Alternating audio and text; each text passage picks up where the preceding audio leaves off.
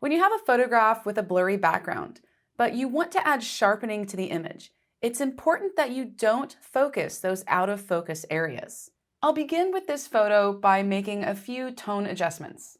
I'll start out inside of Enhance AI.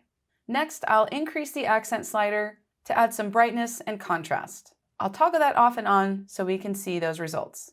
The Accent AI slider did a good job, but I'd still like to add a little bit more brightness to the photo. I'll go up to the Light tool, and I'll start out by increasing the exposure. I don't want to go too far with this, or I might overexpose the shot.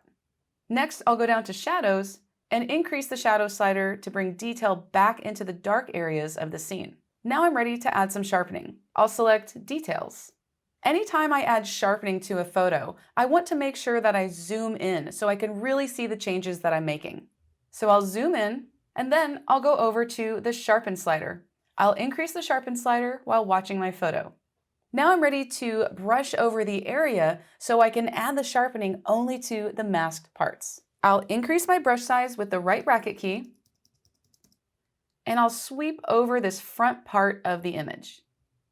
When I add selective sharpening to a photograph, I only want to add that sharpening to the in-focus parts of my image. Let's preview the overall results.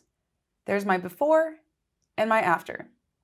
Now, in only a few minutes, I was able to enhance this photo with some brightness, contrast, and sharpening.